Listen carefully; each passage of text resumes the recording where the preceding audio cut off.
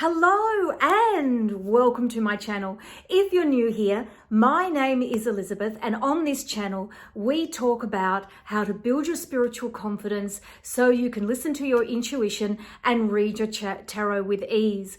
And today I am doing a video by popular demand, which is about how to read the tarot online. I did a video, be about a week ago, on my new email reading template, and I sort of touched on all this stuff, and I had a couple of people write to me and say, we really want you to do something on how to read online. And I thought, I worked as a psychologist for about 13 years, and I specialized in relationships, and I've been online for about 6 years, and you name it, I've done it.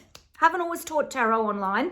I've done lots of different things online, and the tarot has been the thing that I've really stuck with. And I thought, I've got all this knowledge, so I'm going to share it with you if you want to watch me today and stick around. So what we're going to talk about is how to read the tarot online and face-to-face. It's going to be a little bit of a mix. And if you are thinking, I don't really want to charge, I want to do this for free, that's okay. I still want you to listen, if you want to stick around, of course, because there'll be things I tell you about the delivery of your readings that I think are going to be super helpful to you. So I'm going to have to put my glasses on. I do apologize in advance if I reflect everywhere, because, I hope I'm not, because I can't see without them, and I've got notes in my trusty purple book. All right, so let's get started. Now, the first thing, before you even think about whether you're going to do readings for paid or free, is to think about what kind of a tarot reader are you? Whether you use the tarot, or you use runes, or you use oracle cards, or you're just psychic, and you just literally look at, you might read jewelry, I can read jewelry, or photographs, or whatever it is. You just need to think about what type of reader you are. Now, I've got a quiz, and it helps you if you're a tarot reader, because I specialize in the tarot. If you're a tarot reader, it will help you to work out in your own mind what kind of tarot reader you are. And the quiz is free. And when you've done the quiz, you'll get an ebook to download that will give you the lowdown on the type of reader that it turns out that you are. Now, there's 6, so that you might be a teacher, you might be a medium, you might be intuitive, you might be psychic, you might be a healer, or you might be empathic. So they're the 6 types, and you'll get an email for each one. And when the email comes through to you after you've registered to get your results, you'll get your type. But I've also in the email put the other 6 types, because just because you might be a teacher as your primary type of reading style, you'll use a bit of all the others too. I mean, I'm primarily a teacher, but I'm also psychic. And I think when I do my own quiz, I come out as psychic. But you'll use bits and pieces from all the ebooks. So that's all free, and I'll put the link in the description. All you have to do is click the title of the video, and the description box will pop open, and the quiz link will be there if you would like to do my free quiz and be part of, and of course it'll invite you to be part of my community and all that. So thinking about the type of reader you are is important, because you want to attract the right type of client. It's a bit like when I was when I see clients now, I don't advertise myself, for example, as a careers reader, or a financial reader, or a legal reader, or a pregnancy reader, or a whatever kind. I'm a relationships reader, because that's my background. It's what I specialize in, and I use my abilities to enhance all the knowledge that I've gained doing that work. So I don't see clients at the moment, but I have done in the past. So please don't ask me if I'm seeing clients, because I'm not. If you want to be part of my community, that's all about learning to read the tarot. So think about who you are as a reader, and who you want to read for. So then thinking about how you want to describe yourself, because that obviously builds your client expectations. And think about the tools you use, because you'll put that in your client expectation. And if you want to get my email template that takes you through the whole process of how to write an email reading with the tarot for paid or free readings, it's nice to have a template. I'll put the link again for that in the description box. One of the sections talks about you actually telling the client how you read, what your reading style is, and you can talk about the tools you use. And of course, if you're going to do an email reading, which is so popular, people love getting email readings, you can put a photograph of the reading in the actual email template, the PDF document. And what you do is if you're using other tools like runes or crystals or whatever it is, oracle cards, palmistry, all sorts of things, although you can't really do palmistry in an email reading. But anyway, you know what I mean. You would put those all in the photograph. So then you need to think about who don't you want to read for. Now, I wish that when I was reading, that I would get really clear messages. Now, sometimes I do. When I meet someone, I'll just have the voice in my head say, this person had blah, blah, blah, blah, happen, and I'll just do that. And they'll be like, oh, this is a bit freaky. How did you know that? And so sometimes it's really clear what I can see. But other times it's not. Sometimes it's just a color or a picture or a smell or a feeling or just a hunch, a knowing. And when that happens, I can't be sure I'm going to read the signals I'm getting correctly.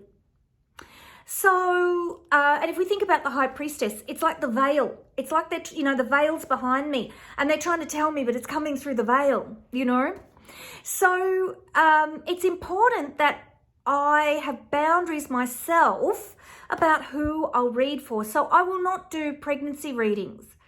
I also won't do any legal readings of legal outcomes because number one, I'm not knowledgeable in that sort of thing. And what if I'm wrong? What if you think that I'm just so convincing, or I tell you what you want to hear, and then you go and you instruct your solicitor in a certain way and it's not correct. So I won't do those sorts of readings at all.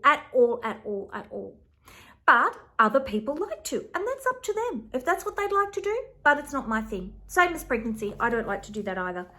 So, so you need to think about who you'll read for and put those boundaries in place. So if you're out and about, whether you're on Instagram or Facebook, or anywhere else advertising yourself, and people also advertise for readings on Etsy, which is a platform like eBay, like Facebook Marketplace. Dare I say that Facebook Marketplace in the same breath, my goodness.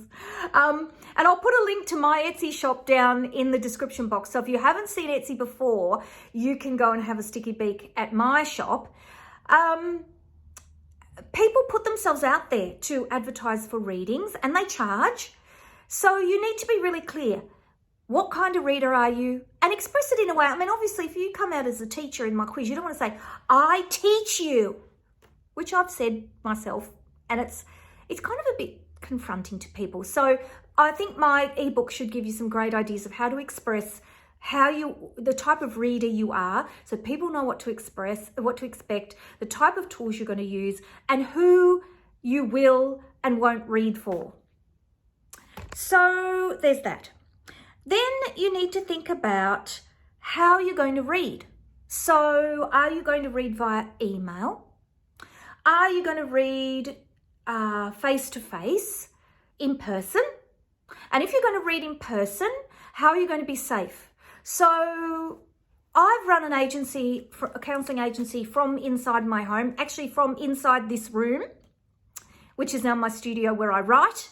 But if you were to look over that way in my room, if you were to look over that way, you'd see the chairs that are still there that I used to sit in and my client would sit in the other one. And I've kept them because I may go back to reading, but I'm starting to think now that I actually might get myself a room somewhere.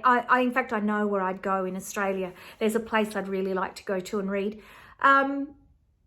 because I think for safety, especially the way the world is now, mind you, with COVID, I just think, especially in Melbourne with all the lockdowns we're having, even to think about doing face-to-face readings is just too hard, because you'd have all these bookings set up and then you've got to contact people and say, no, we're in lockdown, you can't come. So I think if you want to do face-to-face, it's worth thinking about doing it online. Now you can use Skype, you can use Zoom. Zoom will give you a free account, but they kick you out every 45 minutes, which in some ways, if you wanted to do a half-hour reading and you wanted to be strict with yourself about timing, you could use a free account. Having said that, I think the free accounts don't lock down quite the same as a paid account, and I think you could get somebody join your Zoom room unexpectedly if they had the link. So you need to weigh up the security of that. I mean, look, if you're only giving your link to trusted people you know wouldn't do that to you, then it's worth thinking about. But I know for me, I'd probably want a paid account. But again, it's up to you. You can use Facebook Messenger. You can use the video option and an audio option for that. However, I don't know, and again, this is me thinking about the tech. Some tech I know backwards because I use it all the time, and some tech I've used in the past and I've forgotten. I know with Zoom, you can record the reading, which means you can keep it for yourself as a recording of as proof of the reading, just in case something was to happen. And you can email it, you can message it to your client, which means that they get a chance to watch the reading back later and reflect on it. So that's a really good feature to have. So if you're thinking about what software you're going to use for recording a reading, that's a good one to have. The likelihood of you going to court is pretty low. I mean, when I was a psychologist, it was my constant fear that I'd be called into court. I never was. Don't ask me how I dodged that bullet, but I did. And I worked in women's family violence for about 4 years, and I wasn't called into court, thank goodness.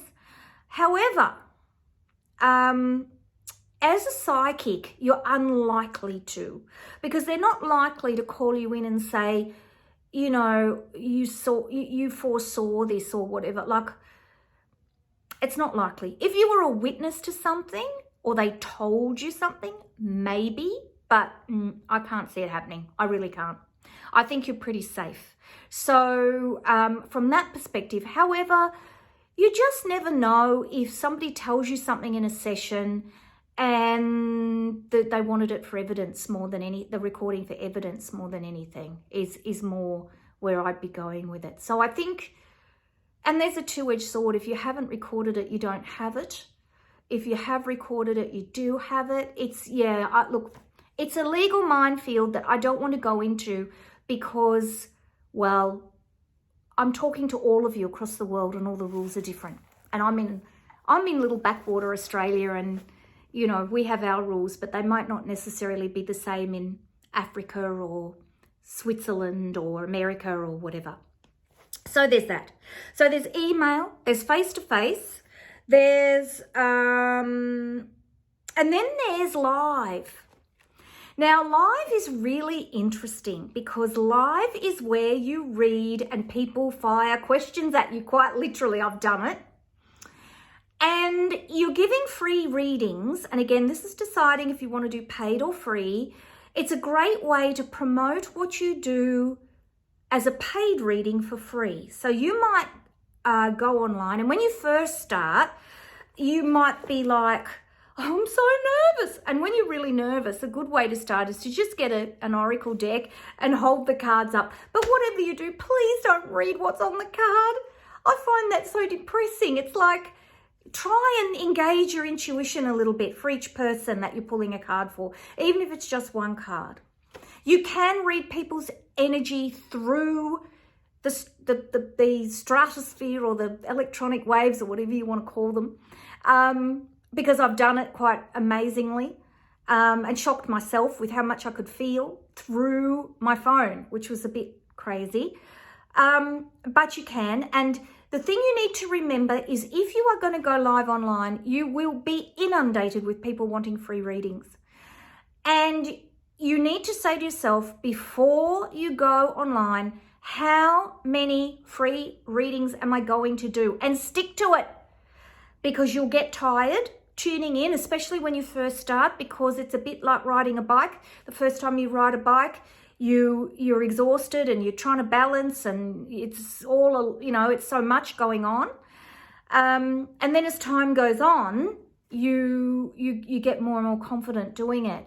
But to me, I would cap it at 3, maybe 4, 5 at the outside, because you'll find what'll happen is as you go on, you might become less and less accurate because you're getting tired. And then people are very quick to say, that's not it. That's not true. That's got nothing to, because people expect if you put yourself out there that you're going to read, that you're going to be accurate. And people that are drawn to free readings are pretty desperate. The other thing you'll find too is there'll be people that will be quite abusive. So they'll say, you'll get people who are very grateful as well, of course, and people who will say to you, oh my goodness, you were so accurate and it was amazing and all of that. But you will get people who will basically call you for everything. I come on these all the time and you never pick me, and are quite rude about it. So you need to steel yourself that you're putting yourself out there, have a clear boundary, state it up front, and then because people are coming and going out of the live all the time, just keep remembering to say, today I'm only doing 2 readings, 5 readings, ever many you've said, and that you'll pick the people you feel drawn to read for, and keep stating who you will and won't read for. No legal questions, please. No pregnancy questions.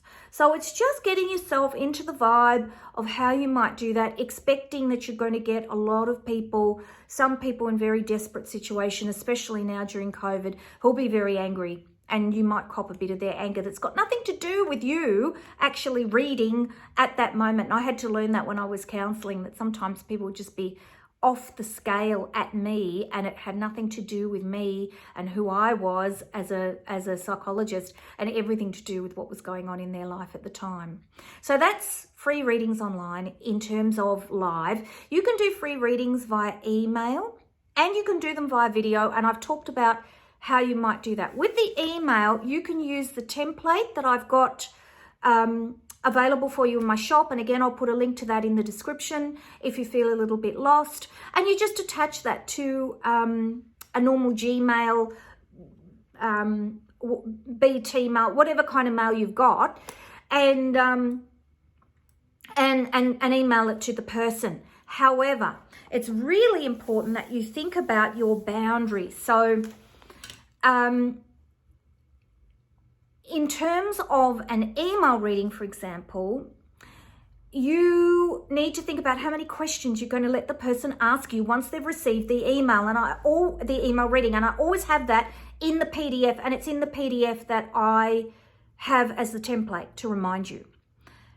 Because people love something for nothing, and some people love to try and get something for nothing. Those people that try and just get that little bit extra. And if you don't specify how many questions someone can have at the end of a reading, and I do this also in face-to-face readings as well, you can find yourself doing a whole other reading, answering questions, and that's not okay. So it's important that you state, especially when you're doing a one-on-one reading, how many questions, and I say 3. So think carefully about what you'd like to ask me, and I'll only answer questions related to the current reading. So don't let them ask you something out of left field that's got nothing to do with what they've just asked you, because it's not fair. It's not fair, whether you're charging or not. And charging a fee or not is a very personal choice. Some people really struggle with charging for their talent. The way I look at it is we're all born with different talents. Would you expect your hairdresser, who is talented at cutting hair and has worked very hard to learn how to cut hair, and just because you're not going to a formal school for a formal qualification to learn to read the tarot, palmistry, or whatever it is else you're doing doesn't minimize your talent. You wouldn't expect the hairdresser to cut your hair for nothing, although some people would. And the same goes if you are talented at guiding others. Teachers are talented at teaching. Well, most teachers are, some aren't, but you get my idea. People who are very practical, that do building, they get paid. I could not hold a hammer.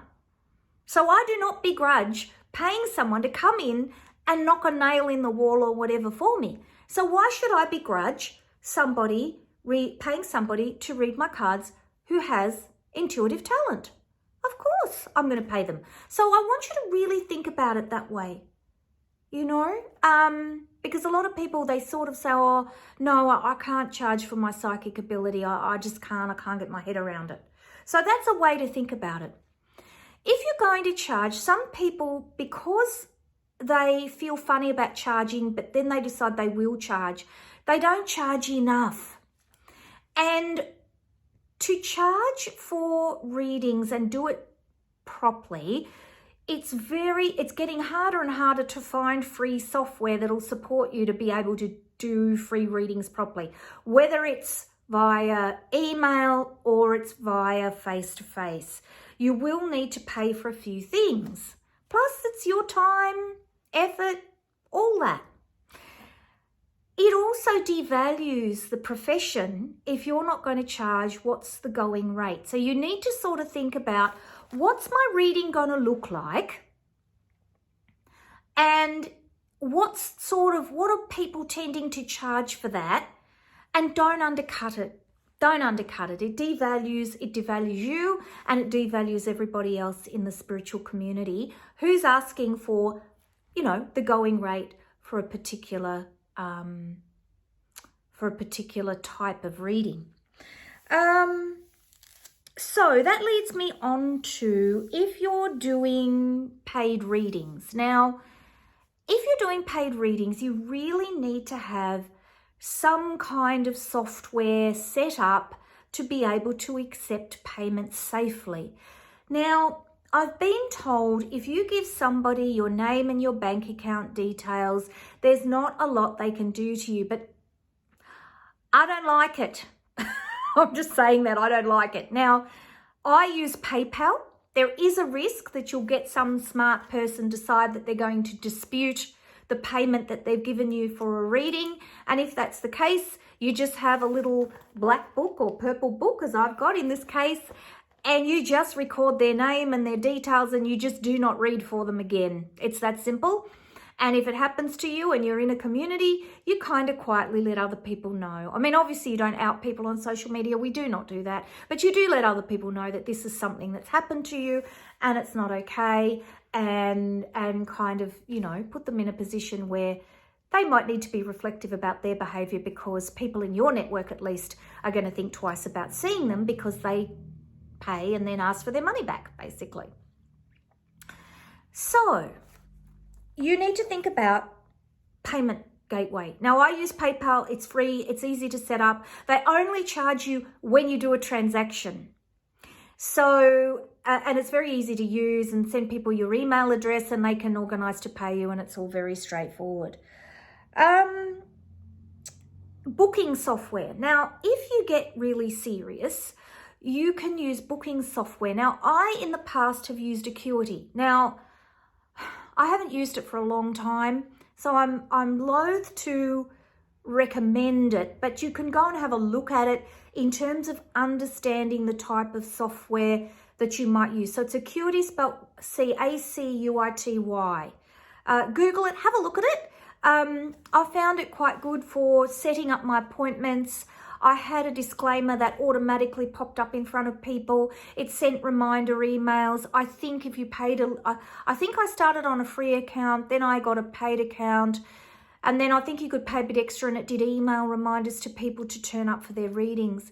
And of course, the nice thing about our industry, unlike when I was a psychologist, at least in Australia, was you can either charge one reading at a time, or you can charge for a package. You might want to do a package of readings. And I've been thinking about if I was going to set up a package of readings, what would be in them. You know, because sometimes people would love to do a long-term self-exploration with you using the cards, where they come back for say 2 or 3 sessions, which would be great fun. And you would need booking software to set that up. And it means you can actually put your availability in. It makes it so easy for people to book, and they can pay in advance, which increases your likelihood that people will turn up. When I was, of course, a psychologist, I couldn't charge in advance. That was against the rules. And that made it really hard sometimes, because people just, of course, just wouldn't show and you wouldn't get paid, and it wasn't good. Anyway, so that's bookings. Now, thinking about questions. Again, I talked about what you will and won't read for, and you need to be clear about that. So if someone asks you a pregnancy question, you need to say very clearly, I don't do pregnancy questions. So you either need to help them rephrase it, and you might rephrase it into something like, you know, if they ask you, will I get pregnant, or will I have a boy or a girl? You can say something like, what do I need to know about this pregnancy? Or what do I need to know to increase my likelihood that I will fall pregnant? Is it a boy or a girl? You could ask something like, what do I need to know about this child once they're born? Things like that. You can rephrase it, but if you are absolutely adamant you're not going to do yes, no pregnancy questions, and you're not going to do yes, no gender questions or yes, no legal, do not do it. Do not do it, because you compromise yourself and it's not fair on you. And it's not fair of the person to ask you, especially if you've been really clear up front about the sort of questions that you allow people to ask you. So there's that. The other thing is too, people will often come to you and they'll be pretty desperate. Now, the first thing they want to know, they just want to know, yes or no. Is he thinking about me now we're broken up?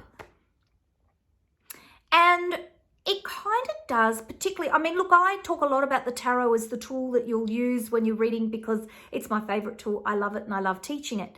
But if you just take that question, you're not preparing the client for the fact that depending on how you read, I mean, now some of you may be quite happy to say yes or no. Depending on how you read, you might set the client up for being disappointed with your reading, and you don't want to do that. So straight up front, I don't say, I don't want to ask that yes, no question, because that says to the client, your question, it's rubbish, and you don't want to do that. So what I say is, look, the tarot likes to tell a story, and it's really great to ask the tarot a yes, no question, but the tarot likes to tell a story. It likes to fill in the gaps, because we're going to do quite a big tarot spread with more than one card. So would it be okay if, so ask the client's permission, would it be okay if we change the format of the question to make it a more open question? So things like, what do I need to know about? How can I? Rather than, will it be this or that?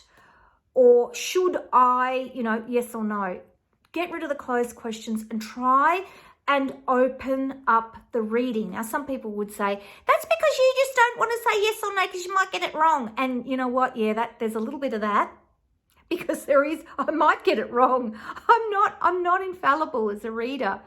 But it's also to enable me to talk to the client, if I put my psychologist hat on, to talk to the client about why they're there, get deeper in. There's all the unconscious that the client hasn't even thought about. And your role, as I've said, is to help the client access that through the cards.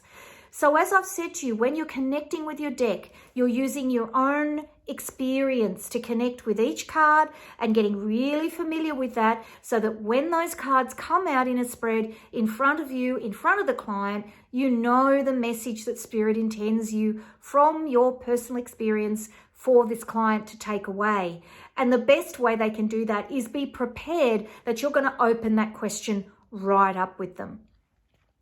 So, how long should a reading be? Now, that's the other thing. Now, here's the thing. I always get caught up. When I was working, I used to find it so hard because you'd be with a client, you'd have clients that would see you every week, you'd get emotionally quite attached to them. And I had to get used to the fact that they just sometimes would vanish off into the ether and not come back. And I would have to say to myself, you know, they don't need me anymore. That's why they're not coming back. They don't need me anymore. That's good. They don't need me anymore. And they'll come back when they need me. And sometimes 3 years would pass and I'd have someone ring up the reception downstairs and demand to speak to me, and they transfer the call through and they're like, "Hi, it's Sally. Remember, I came to see you and my mum did this and my dad did that." And I'd be like, "Sally? I don't know." And I would be just, I've got no idea. And I'd have to say to them, "Look, book your appointment in. I promise you, as soon as I see you, I'll remember you." And it was funny. I was so visual because as soon as I saw them, I knew straight away who they were. I didn't even have to look at my notes. And so it's really important if you're thinking about going back to reading timing, if you're reading regularly and you have regular times when you're available, you may find that you have regular clients who come back and back and back to see you. You'll have a lot that come in for one reading and go away and don't come back for a long time, but you'll have others that come, you know, may well come and see you every week for guidance, particularly if you are counselor trained as well, because you'll bring all that into the reading and you'll educate them about what's going on for them. So it's important when you're in the reading that you hold on to yourself and you hold on to the client, and and if you've advertised you're going to do a half-hour reading, that you do that half-hour reading. And there's a reason for that. Boundaries are so important.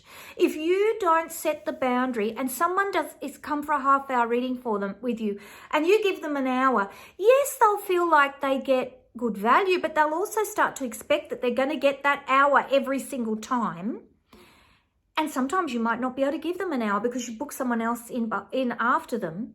Number two, you've charged them for half an hour and you've given them an hour. Now, if you brought a tradesman in and a tradesman quoted you for X amount of work and suddenly it was Y amount of work, they're not going to say, "Oh, well, sometimes they do, but not very often. Usually they come back to you and they say, "I thought the job was X, but now it's Y. So you're going to have to pay this much more." Now, when you're seeing clients, you can't really say to them at the half hour mark, "Oh, look, looks like this session's going to go for an hour. You better give me some more money." But also, often when people come to see you for a tarot reading, they're coming to see you because they're emotional. And they have issues often in their life. And often those issues are around boundaries. So if you can set clear rules and boundaries, they might not like it, but it gives them good life tools. Really good life tools. And believe it or not, boundaries create safety and they create certainty, both for you and the client. So they're actually better than not having any boundaries at all. And I know for some of you listening to this thinking, what? Wouldn't it be better to give the client more and more and more and more and more? No. So if you're going to do a reading, and it's face-to-face, you can often say, "We're coming towards the end of our reading now." I usually do this at about the 15-minute mark, so I start preparing them for the end of the reading. So they've come in at the beginning of the reading. And in fact, that's another video I could do, is actually how to do a face-to-face reading from beginning to end, and certain trigger points and things you can say that help you structure the reading. All right, so about towards the end of the reading, you start to say, "We're coming towards the end of our reading. Are there any questions?" So you give them the headspace that we're rounding out. We're coming to the end of the reading. You're now going to ask me some questions and we're going to finish up. So have those clear boundaries in place about the beginning and the ending of the reading. Also, because if you're using free Zoom, you're going to run out of time, especially even whether you're recording or not. It's just going to kick you out. So, and look, generally for a psychic reading, it's half an hour. For a psychology reading, it's an hour. And look, it's up to you. I mean, some people are quite happy to come for a psychic reading for an hour, but make sure you charge appropriately. What else have I talked about? Oh, payment also. Now, if you are doing a face-to-face reading, get your payment up front. Obviously, if you're booking online, and look, to be honest, if I was going to hire a room somewhere, I would have all my bookings done, dusted and paid for, and I would just turn up at the place and all the payments would be done, and I would just pay my rent on the room or whatever, go upstairs and people would come and go and there'd be no money passing hands. If you're not doing that, and I'm thinking like, say you're at an expo or like a psychic expo, and I can hardly wait for COVID to be over, because I actually want to go to a psychic expo with a whole lot of girls from the Tarot Guild here in Melbourne, because I know they all go to a particular expo and I want to go with them. I think it'd be so much fun, and all read together. The thing is, you're taking money from clients as soon as they, like they're coming up to your table to have a reading. Like it's like the old-fashioned come to see a psychic kind of thing. I mean, so much fun. And my strongest recommendation is money up front. Money up front. Then you do the reading and you make very clear about your timings and that sort of thing. It can be helpful to make yourself a little sign with who you are, how you read, how long the reading goes for, price, all that sort of thing. So you don't have to have that kind of conversation with people. The last thing, if you're doing a written reading, or even if you're doing a reading online, which is a little bit easier, although, even if you're doing face-to-face, you can ask people for their email address, and I would strongly recommend setting up a newsletter list. You're like, what's that? Haha. The software I use is MAILERLITE. I've used them now for, ages, 4 years. I joined them when they were this teeny tiny little company, and they were recommended to me because I couldn't use another company, and I won't say who it is, but I struggled and struggled and struggled with them. And I went into a Facebook group, and a whole lot of other people said, Elizabeth, it's not just you. This particular company, and it's one of the biggest and one of the original ones, and I'm not going to say who it is, I struggled. We're struggling too. It's not just you. And a few people mentioned MailerLite and how fabulous it was. Do you know, I went in there. It was so intuitive. And they have grown from having a dodgy server. I mean, they were very cheap in the beginning, having this dodgy server, and they had all kinds of problems, to being really amazing. I can't tell you what good value, what you get for what you pay for, and how helpful they are. In the bottom right-hand corner, they have one of those little question marky things, and they have 24-hour live help. So here's me in Australia. The rest of the world, it's 2 o'clock in the morning or something. And I'm like, I can't make such and such work. And I just type it in. They answer me. They're fantastic. So, and they give me links to things. And sometimes they go into my actual MailerLite account and look at things and fix them. You can set up a very basic newsletter list. Now, why would you want a newsletter list if you're just going to be doing readings? Whether you're doing free readings or paid readings, and that's a very personal choice based on whether you feel ready to charge and all that kind of thing. A newsletter list is good because you can tell people when you're going to be reading. You can tell people when you decide to ask for paid readings. You can tell people you might decide to do an expo, or you might decide to, I don't know, to go to reading practice somewhere and you want some people to turn up that you can practice on. All that kind of thing. Newsletter is a fantastic thing to have. MailerLite will give you a free account, and you can have up to 1,000 people on your newsletter list before they will charge you anything. And they give you access to lots of the functionality inside MailerLite. I think to build a dependence, which was kind of what happened to me. I moved in there, and next thing I knew, I had so many people in there that, I didn't want to leave. So, and I don't want to leave them. I found them very, very, very good to work with on my business, because it's essentially what they're doing. They're providing me with a wonderful service, and I'm working with them to have a newsletter list. So it'll take you a while to get 1,000 people onto your MailerLite. So I will give you a link in the comments you can use if you want to set up a free MailerLite account to have a newsletter list. If you haven't got one already, if you're thinking you want to dabble in starting your own business doing readings online.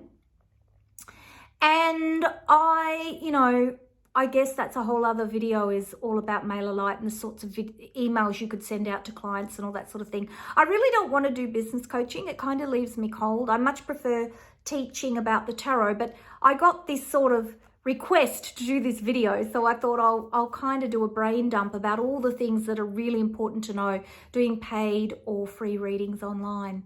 Take care, everybody, and I hope to see you again soon. Bye-bye.